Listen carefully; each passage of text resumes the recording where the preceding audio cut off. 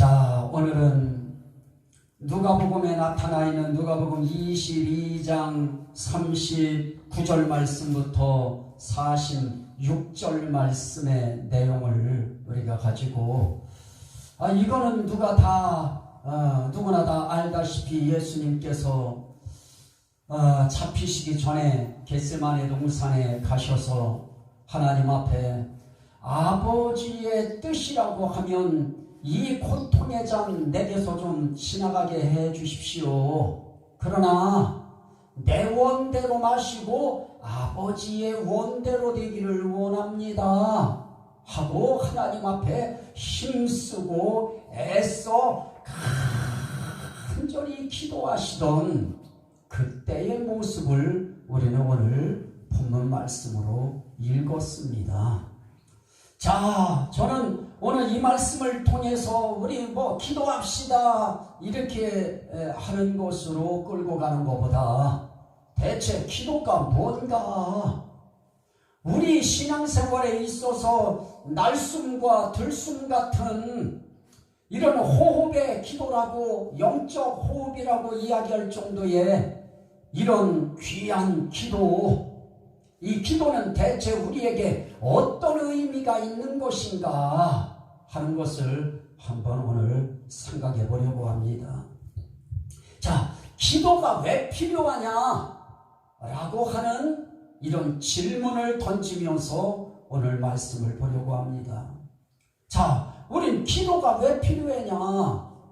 에덴 동산에 우리 인류의 조상이었던 아담 하와가 에덴 동산에 그냥 지금까지 살고 계셨다고 하면, 그러면 기도에 대해서 꼭 필요하다 이런 굳이 그런 말할 필요가 없을 겁니다. 그런데 아담 하와가 하나님 언약을 어기고 하나님을 반역하고 불순종함으로 인간 세계에 죄가 들어오고 죄로 말미암아 사망이 찾아오고, 죄값은 사망이라고 하나님이 선고하심으로 말미암아 우리 모두는 어떤 상태에 이르렀습니까? 하나님 앞에서 아담이 하와와 더불어 쫓겨나요. 그러면서 선악과는 먹어서 하나님처럼 선과 악을 아는 그런 아주 신령한 존재가 되어버렸습니다. 그런데 거기에 생명나무까지 열매까지 먹어버리면 어떤 현상이 생겨지느냐? 정말 죄지은 인간이 영원히 죽지 않고 사는 이런 이상한 현상이 생겨지게 되어집니다. 그래서 하나님이 생명나무로 가는 길을 막아요. 거기에 천사들을 세워서 막고 천사들만 보초병으로 세운 것이 아니고 거기에 불칼을 두어서 불칼이 생명나무의 길을 지키게 만듭니다. 그래서 거기에 누구도 접근할 수 없게 만들어 버리셨습니다. 그런데 접근할 수 없을 정도만이 아니라 에덴 동산에서 아예 인간을 쫓아내버렸습니다. 그러니 그때부터 어떤 현상이 생겨지느냐? 하나님과의 교제가 끊어져 버려요. 하나님과의 교통이 단절돼 버립니다. 이렇게 하나님과 단절된 삶을 인간은 살아야 됩니다. 이럴 때 필요한 것이 뭔가? 하나님과 다시 교통을 해야 됩니다. 하나님과 다시 교제를 해야 됩니다. 북한과도 교제가 단절됐다고 막 그냥 환장하잖아요. 어떻게 해야 이거 열흘 동안 막 그냥 미치고 환장하잖아요. 청와대가 지금 정신 못 차릴 정도로 이거 어찌해야 될 것인가 답답하게 이를 데 없고, 이런 상황 속에 있으면 뭐가 가장 필요하냐? 교통할 수 있는, 교제할 수 있는, 서로 교류할 수 있는 이 매체가 필요하고 그런 수단이 필요한 것입니다. 우리 영적 신앙생활을 하는 우리들도 마찬가지입니다. 하나님과 우리 인류의 조상인 아담 하와가 범죄하고 쫓겨남으로 우리 모두도 다 하나님 앞에 어떤 존재가 됐느냐? 자, 하나님은 우리의 참 아담 하와의 그 죄가 우리 모든 인류에게 전해져서 우리도 다 죄인이 되어버려요. 한 사람이 순종하지 아니함으로 많은 사람이 죄인 된 것 같이 그래요. 이 한 사람이 순종하지 아니함으로 이 한 사람이 어떤 사람입니까? 언약을 어기고 반역한 한 사람 아담. 그 아담으로 인하여 어떤 현상이 생겨집니까? 그 사람으로 인하여 우리 모든 사람이 다 죄인이 되어버립니다. 이걸 우리가 피할 길도 없고 왜 그러냐고 우리는 하나님 앞에 항변할 수도 없습니다. 이건 대표자 원리에 의해서 우린 그 대표자 하나 때문에 우린 모두가 다 죄인이 되어버렸습니다. 그래서 성경은 뭐라고 이야기하느냐? 로마서 5장 6절에 보니까 아직 우리가 연약해져 있다 그럽니다. 8절 말씀에 우리가 아직 죄인이었다 그럽니다. 10절 말씀에 우리가 원수되었다 그럽니다. 하나님 앞에 죄인이 되었고 하나님 앞에 원수가 되었고 우리가 하나님 앞에 나아갈 수 없는 연약한 육신의 인간이 우리가 되어버려 있는 겁니다. 로마서 5장 19절에서 이야기한 대로 아담 한 사람이 범죄함으로 불순종함으로 그 모든 죄 때문에 우리는 육신에 처한 연약한 자가 되어버렸고 하나님 앞에 죄인이 되어버렸고 하나님 앞에 원수가 되어버렸습니다. 6장 20절 로마서의 말씀에는 우린 죄의 종이 되어버렸습니다. 자, 종합하면 이 선악과를 따먹음으로 말미암아 하나님의 언약을 어긴 인간의 모습은 결국은 뭐냐? 죄인이 됐고 죄의 종이 됐고 하나님과 원수가 되어버렸고 육신에 처한 아주 연약한 인간이 되어버려 있는 겁니다. 이런 죄인은 하나님이 어떻게 하시느냐? 이사야 59장 1절 2절 말씀에 보니까 여호와의 손이 짧아서 구원하지 못하심도 아니요 귀가 둔하여서 듣지 못하심도 아니요 오직 너희 죄악이 너희와 하나님 사이를 어떻게 하느냐? 갈라놓았고 너희 죄가 그의 얼굴을 가리어서 너희에게서 듣지 않으시게 함이니라. 그래. 하나님 손이 짧아서 우리 구원하시지 못하는 거 아닙니다. 하나님 들을 수 있는 귀가 없어서 못 들으시는 것도 아닙니다. 하나님이 볼 수 없어서도 아닙니다. 우리의 죄가 아담이 지은 범죄와 더불어서 우리의 모든 죄가 하나가 되어서 하나님과 우리 사이를 갈라놓았고 하나님의 얼굴을 가리워버려 놨어요. 그래서 우리는 하나님 앞에 원수가 되었고 죄인이 되어버렸기 때문에 하나님 앞에 우리는 가까이 갈 수도 없고 다가갈 수도 없고 하나님과 우린 교제할 수가 없는 그런 상황이 되어버렸습니다. 이럴 때 필요한 것이 무엇일까요? 우리에게 있어서 이럴 때 필요한 것이 뭐냐? 하나님과 교제할 수 있는 길이에요. 하나님과 다시 교통할 수 있는 수단이 필요해요. 이럴 때 하나님과 어떻게 하면 다시 한번 하나님과 끊어졌고 단절되었고 가리워졌고 멀어진 이 사이를 어떻게 하면 가깝게 할 수 있겠는가? 이것이 우리 인류의 숙제인 것입니다. 그런데 감사하게도 하나님이 우리에게 약속하신 것이 있어요. 너희들 회복시켜 주겠다. 너희들 멀어진 거, 너희와 내가 가리워져서 너희와 교류가 단절된 거, 이거 회복시켜 주겠다 내가. 그러면서 주님은 이사야 58장 9절에 이렇게 말씀해요. 네가 부를 때에는 나 여호와가 응답하겠고, 따라합시다. 네가 부를 때 내가 응답하겠고, 네가 부르짖을 때는 내가 여기 있다 하리라. 하나님이 교제가 끊어지고 교류가 끊어지고 사이가 멀어진 사람들에게 하나님이 그것을 다시 이을 수 있는 방법을 가르쳐 주시면서 약속까지 해요. 너희가 나를 부르면 내가 응답하겠다. 너희가 부르짖으면 나 여기 있다 하리라. 우리에게 하나님께서 에덴 동산에서 쫓겨나요. 생명나무로 갈 수 있는 길도 막아놨어요. 우리는 죄인이에요. 하나님 앞에 원수가 되었어요. 육신을 가진 연약한 인간이에요.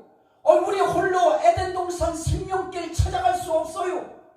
우리 혼자의 힘으로 에덴 동산에 있는 생명나무의 열매를 따먹을 수 있는 능력도 없어요. 왜냐? 거기는 불칼이 돌고 있어요. 거기에는 그룹이라고 하는 천사들이 지키고 있어요. 그리고 이제 에덴 동산에서 쫓겨난 뒤로 이제 거기 들어갈 수가 없어요. 그러니 우리는 도저히 하나님과 다시 교제할 수 있는 길이 없는 거예요. 그러면 이제 우리는 어떻게 된 겁니까? 이제는 하나님과 끝났어요. 하나님은 죄인들과 같이 할 수 없어요. 우리 죄가, 아담을 비롯한 후대의 모든 인간의 죄가 하나님과 인간 사이를 갈라놨어요. 여러분, 한번 사이가 갈라지면 그게 그렇게 쉽게 이어지던가요? 여러분들 한번 갈라서서 얼굴 한번 서로 가려버리면 그게 정말 통해질 수 있던가요? 인간과 인간 사이의 관계에 있어서도 그 가리워진 것을 어떻게 해서라도 연결할 수 있는 수단이 필요하고 방법이 필요하듯이 하나님과 인간 사이에도 그 갈라진 것을 이을 수 있는 그 촉매제가 필요해요. 그 연결점이 필요해요. 그런데 하나님은 그 방법을 뭐라고 이야기하느냐? 나 불러라 그러는 거예요. 내게 부르짖어라 그러는 거예요. 회복을 약속해. 예레미야 33장 2절 3절에 보니까 이를 행하시는 여호와, 그것을 만들며 성취하시는 여호와, 그의 이름을 여호와라 하는 이가 이와 같이 이르시도다. 너는 내게 부르짖으라. 따라합시다. 부르짖으라. 너는 내게 부르짖으라. 내가 네게 응답하겠고 내가 알지 못하는 크고 은밀한 일을 네게 보이리라. 하나님께서 가리워져 있고 이제는 하늘 세계가 감추인 세계가 되어버렸어요. 영의 세계가 은밀한 세계가 되어버렸어요. 볼래야 볼 수 없는 세계가 되어버렸어요. 그런데 하나님은 말씀합니다. 너희는 내게 와서 부르짖으라. 그러면 내가 응답하겠고 네가 알지 못하는 아주 크고 비밀한 일들, 은밀한 일들을 내가 네게 보이리라. 약속하시는 거예요. 그래서 이것을 회복하기 위한 수단으로 하나님께서 또 은혜를 베푸셨어요. 그게 뭔가요? 제단의 제사예요. 그래서 족장시대에는 다 제단을 쌓아요. 제단을 쌓고 거기서 제사를 드리는데, 이 족장시대의 대표적인 인물들이 노아가 있고 아브라함이 있고 이삭이 있고 요셉이 야곱이 있어요. 그런데 오늘 말씀 가운데 보니까 하나님께서 노아에게 그렇게 말씀해요. 노아가 여호와께 제단을 쌓고 그래요. 창세기 8장 20절 21절에 보니까 노아가 여호와께 제단을 쌓고 거기에 제물을 드려요. 그랬더니 여호와께서 그 향기를 받으시고 끊어져 있던 인간들의 이 관계, 멀어진 관계에 하나님과 연결할 수 있는 아주 귀한 출구를 열어놔 주셨어요. 그게 제단에서 하나님 앞에 제물을 잡아서 하나님 앞에 태워서 올리는 제사였습니다. 아브라함도 마찬가지입니다. 창세기 12장 8절에 보니까 그가 그곳에서 여호와께 제단을 쌓고 여호와의 이름을 불렀더라 그래요. 제단 쌓고 여호와 이름 불러요. 창세기 26장 25절에도 이삭이 그곳은 부엘세바예요. 이삭이 부엘세바에 제단을 쌓고 뭐라고 하느냐? 여호와의 이름을 부르며 거기 장막을 쳤더니. 아브라함도 제단을 쌓고 여호와의 이름을 불러요. 이삭도 제단을 쌓고 여호와의 이름을 부르면서 거기에 자기가 살 집에 장막을 쳐요. 야곱도 마찬가지입니다. 야곱도 거기에 제단을 쌓고 창세기 33장 20절에 보니까 그 이름을 엘로헤 이스라엘이라 불렀더라 그래요. 엘로헤 이스라엘이라고 하는 것은 무슨 말이냐? 하나님, 이스라엘의 하나님, 그런 뜻이에요. 아브라함도 제단을 쌓고 여호와의 이름을 불러요. 이삭도 제단을 쌓고 여호와의 이름을 불러요. 야곱도 제단을 쌓고 여호와 하나님의 이름을 불러요. 노아도 제단을 쌓고 하나님 앞에 제물을 드려요. 이게 족장시대에 에덴 동산에서 쫓겨난 인류와 더불어서 하나님 앞에 끊어져 있던 이 거리를 다시 연결할 수 있는 아주 중요한 수단과 방법으로 하나님께서 제단의 제사를 명하셔요. 이게 하나님과 아주 거리를 좁히는 아주 중요한 방법이었습니다.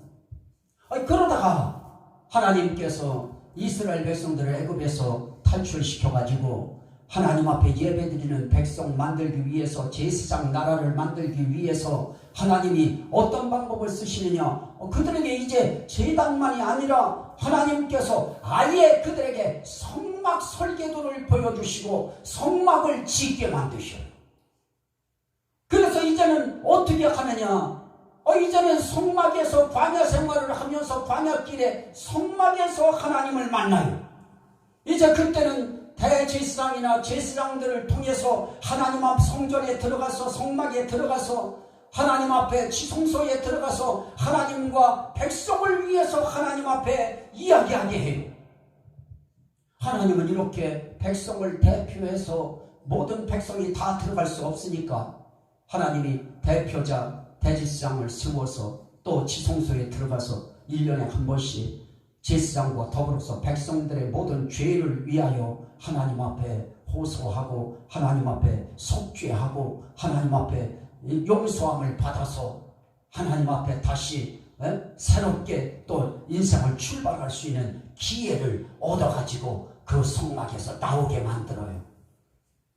하나님이 하나님과 갈라서 있고 하나님과 가리워져 있고 하나님과 이제 멀어져 버린 인간들을 하나님께서 가까이 다가오게 하는 방법으로 하나님이 제단도 만들게 하시고 이제는 거기서 발전해서 성막도 만들게 만드시고 그리고 이제 더 발전해서 왕들이 다스리는 왕정시대가 되어질 때 그때는 이제 성막 정도 텐트를 만드는 것이 아닙니다. 건물을 지어서 아름답게 성전을 만들게 하십니다. 이 성전을 통해서 이 성전에 들어가서 이제 하나님 앞에 기도해. 이렇게 하나님은 그 백성들로 하여금 성막의식을 통해서 제단의식을 통해서 또 성전의식을 통해서 하나님 앞에 나아갈 수 있도록 귀한 길을 하나님이 가르쳐 주십니다. 그래서 그들은 하나님 앞에 이제 나아가서 하나님과 거리를 좁혀나가는 삶을 삽니다. 그러면 여기서 우리가 한 가지 생각해야 될 것이 뭐냐? 그럼 대체 기도라고 하는 것이 뭐냐? 성경은 이렇게 이야기합니다. 역대하 7장 14절에 보니까 하나님의 얼굴을 찾는 것이다. 이사야 1장 18절 말씀에 보면 서로 변론하는 것이다. 너희 죄가 주홍같이 붉을지라도 눈과 같이 희어질 것이요. 이렇게 하나님께서 말씀하시면서 너희 나와 함께 변론하자 그래요. 우리는 무엇으로 변론합니까? 기도로 변론해요.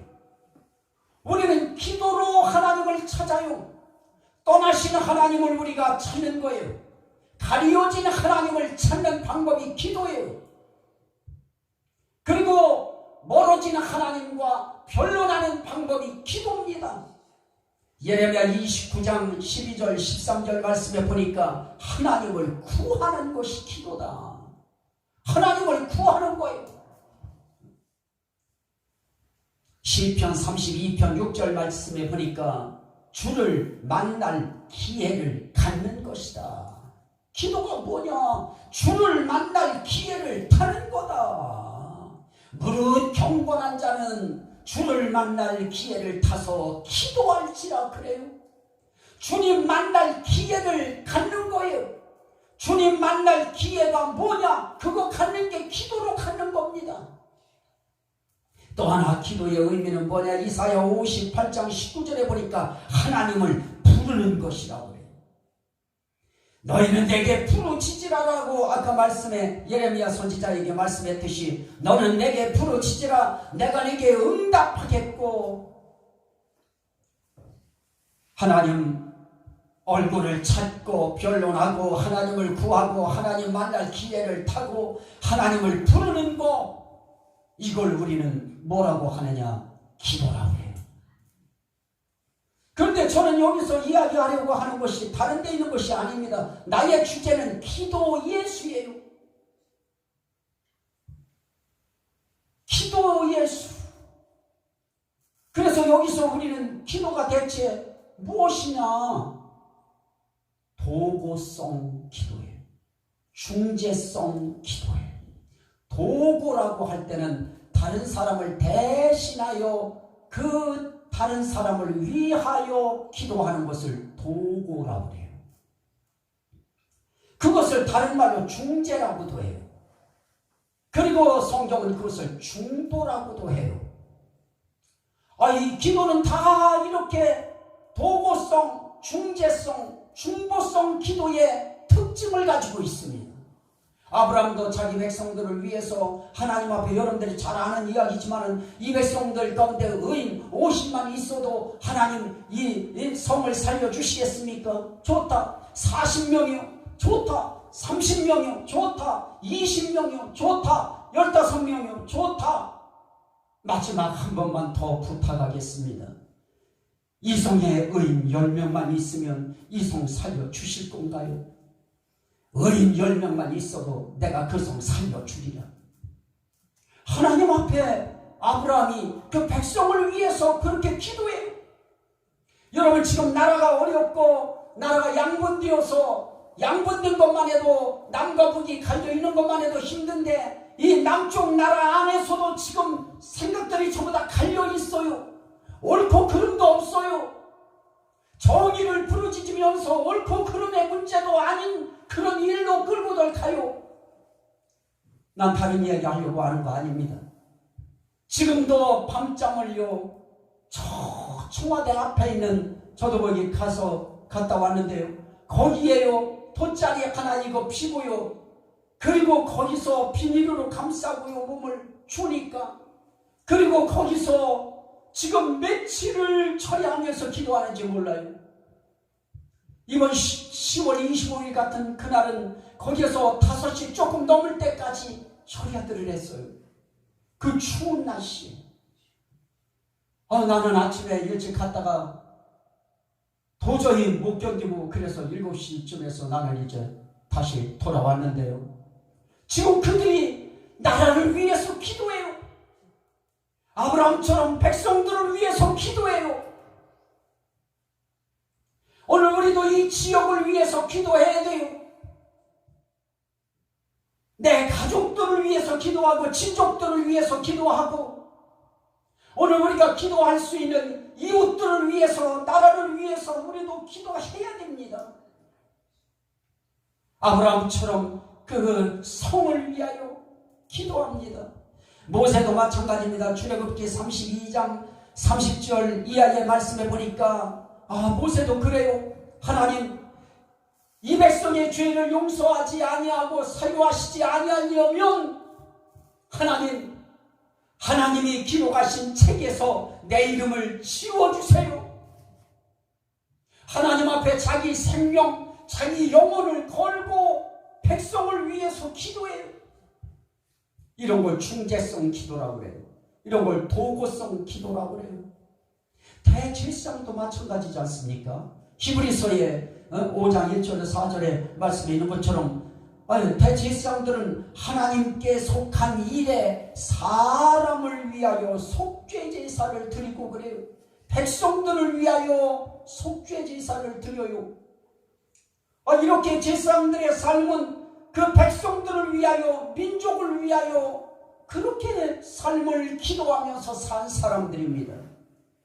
이런 것을 도고라고 하고, 이런 것을 중재라고 하고, 이런 것을 중보라고 하는 이름으로 명칭을 붙여요.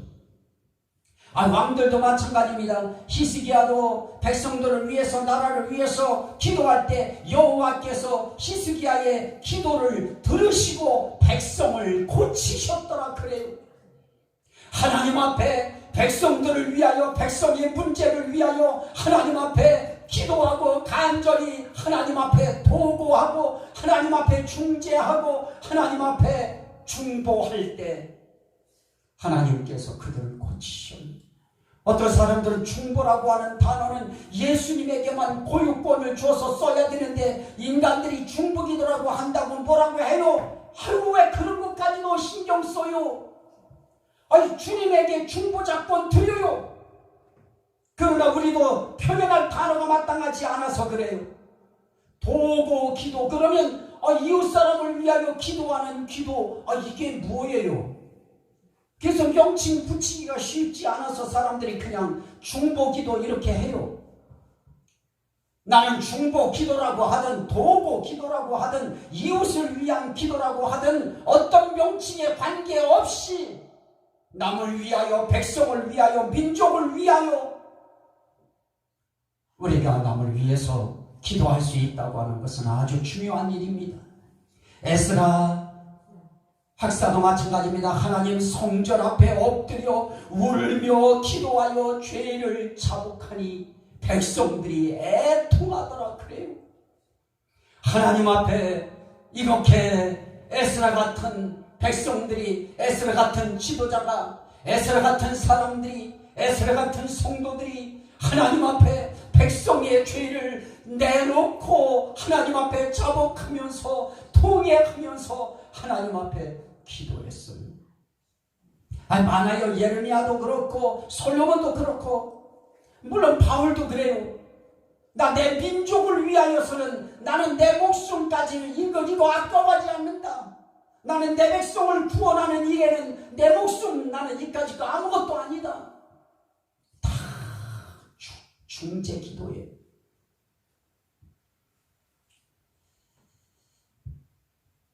저는 인간의 중재성 기도 중요해요. 그러나 저는 여기서 말씀드리려고 하는 핵심은 저는 항상 시작도 중심이 내 가슴 속엔 예수고 끝도 예수고 중간도 저는 예수예요. 내 심령 속엔 이 예수님이 필요해요. 중보성 예수예요. 기도는 참 중보성의 의미가 있어요. 오늘 우리가 말씀을 읽었습니다만 우리 예수님께서 기도하실 때 어떻게 기도하셔요? 기도하시는데 그분은 자기 위해서 하는 것이 아니에요. 이 세계 인류, 이 민족들을 위해서 하나님 앞에 기도할 때 사람들은 그래요. 예수님도 자기를 위해서 기도했지 않느냐, 이 잔을 내게서 지나가게 해달라고 기도했지 않느냐, 이런 말들을 해요. 성경 똑바로 봐야 됩니다. 그 기도했어요. 그러나 반드시 앞에 전제가 붙었어요. 아버지의 뜻이요, 아버지의 뜻이거든 이 잔을 내게서 지나가게 하옵소서. 그래요. 아버지의 뜻이 먼저부터요. 그러나 항상 예수님은 기도하실 때 자기 뜻 앞세우지 않습니다.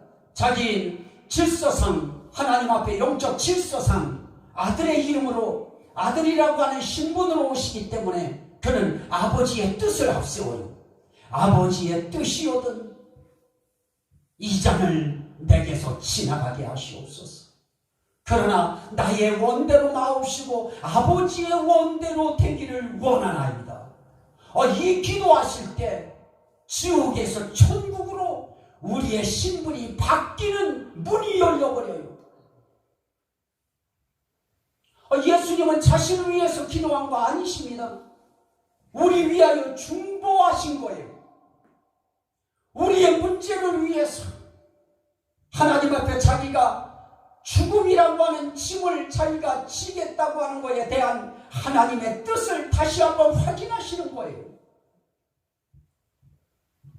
디모데전서 2장 5절로 6절에 보니까 하나님은 한 분이시요 하나님과 사람 사이에 중보자도 한 분이시니 곧 사람이신 그리스도 예수라. 그가 모든 사람을 위하여 자기를 대속물로 주셨으니. 그래요. 하나님과 사람 사이에 중보자가 계신데 사람이신 그리스도 예수라. 예수님은 이 땅에 오실 때에도 중보자로 오셔서 중보자로 기도하시고, 중보자로 오셔서 중보자로 십자가에 달려 중보자의 죽음을 당하시고, 그리고 그분이 부활하시고 하늘나라에 올라가셔서 승천하신 다음에도 그분은 하나님과 사람 사이에 서시는 중보자이신 사람이신 그리스도 예수.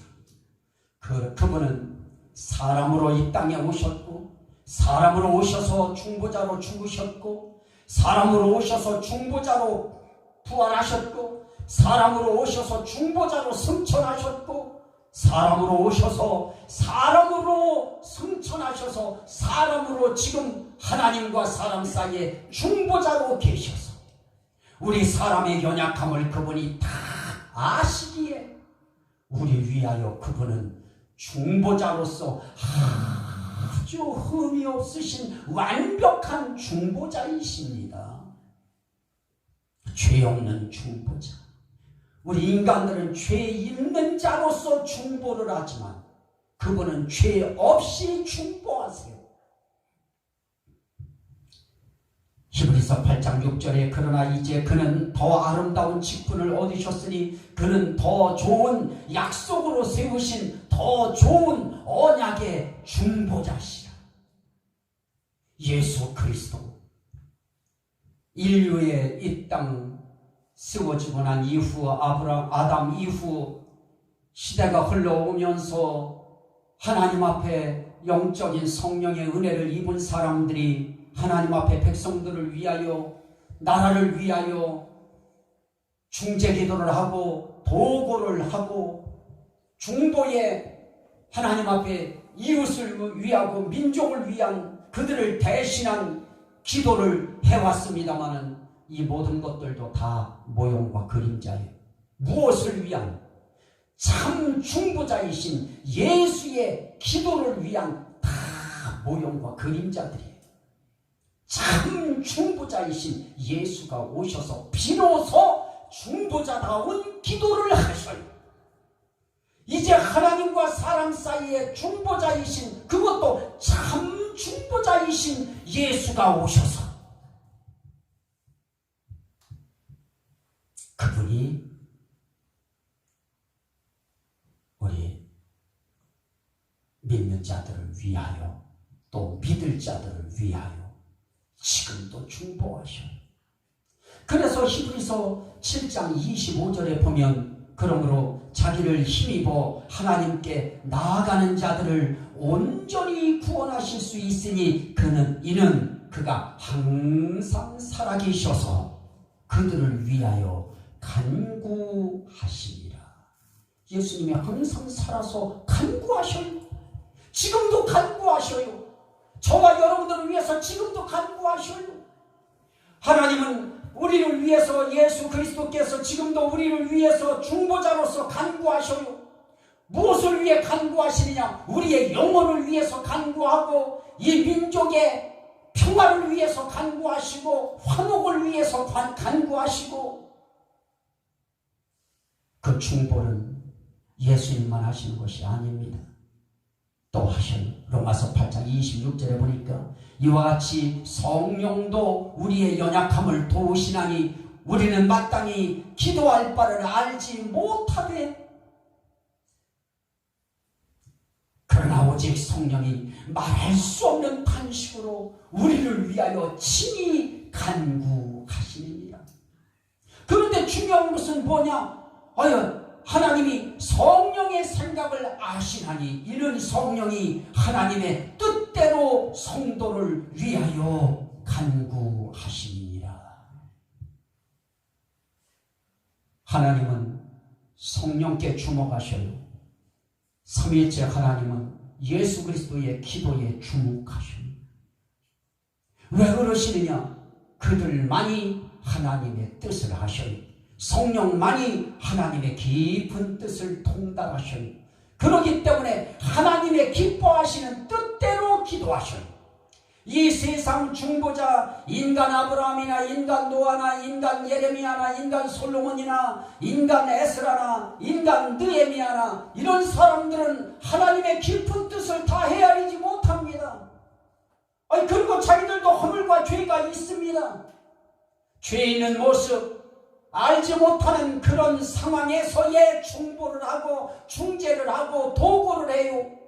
그러나 성령님, 우리 예수 그리스도는 하나님의 깊은 뜻을 아셔요.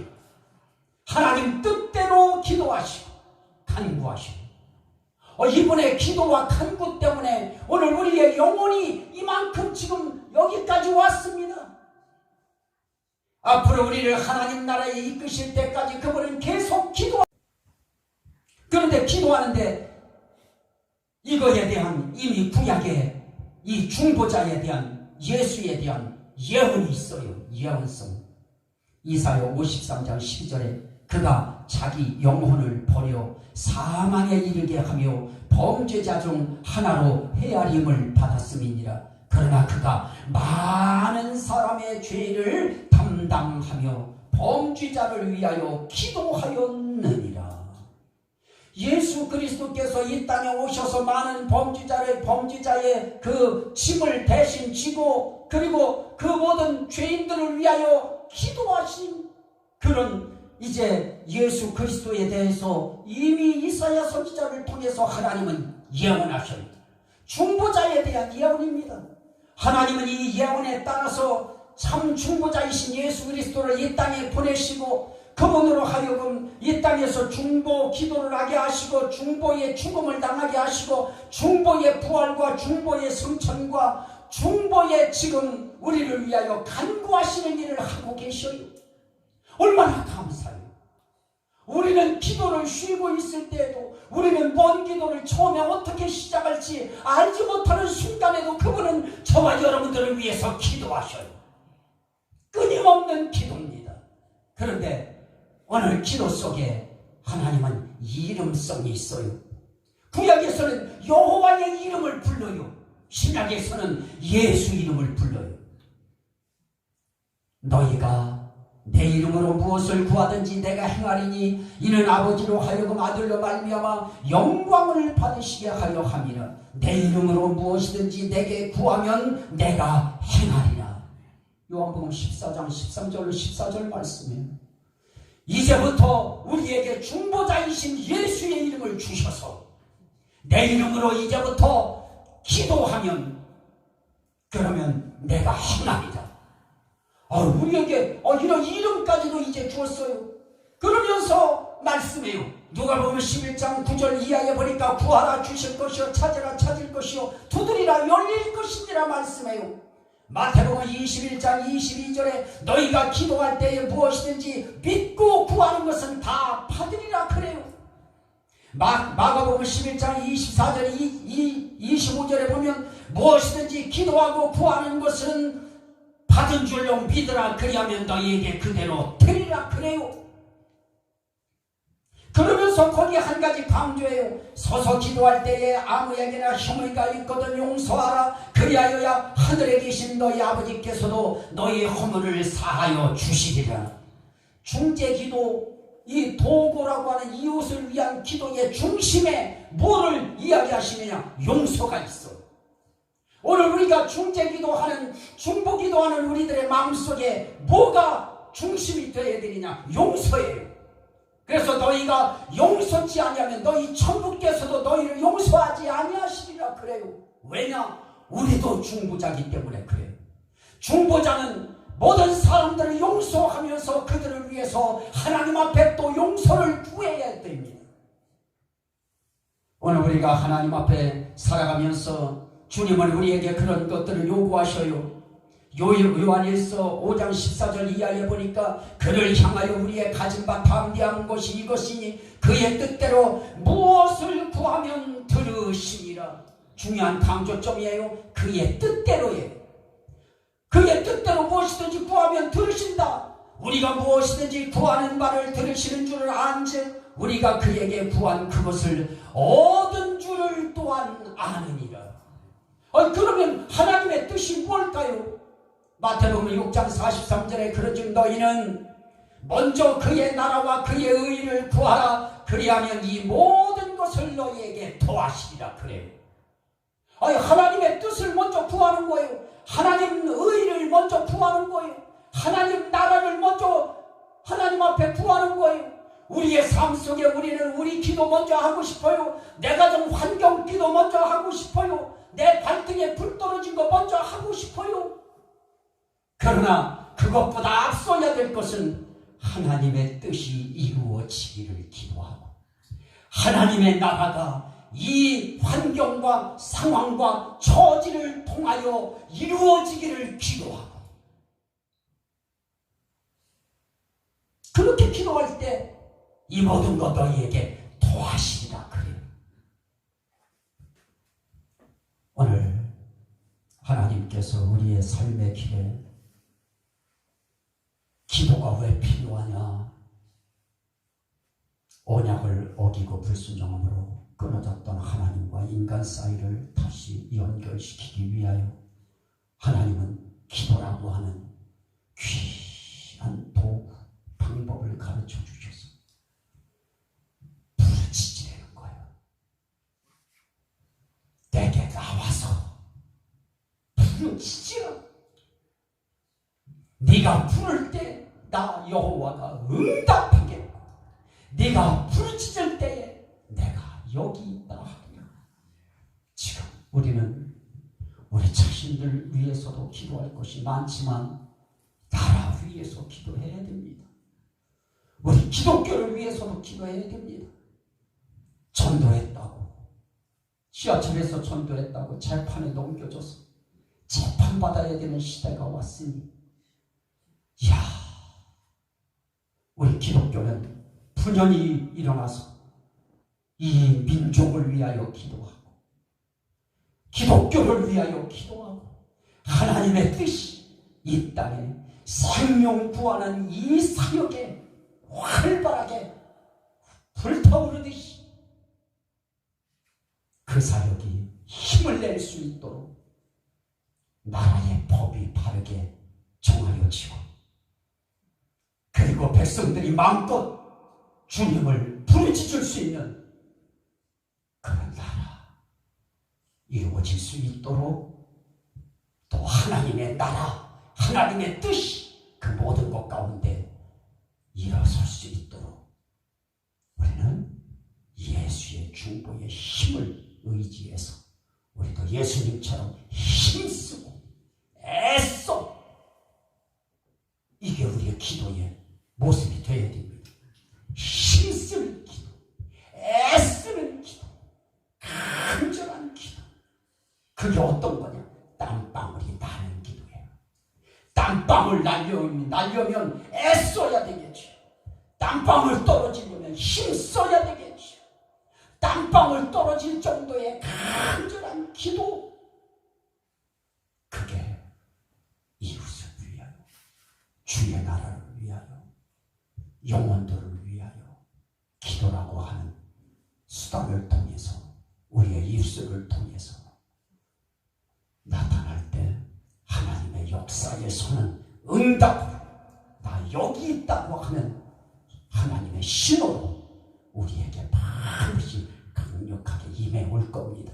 이 충만한 축복이 저와 여러분들의 인생길의 주인공으로 임하시기를 주의 이름으로 축원합니다. 아멘. 우리 주여 삼차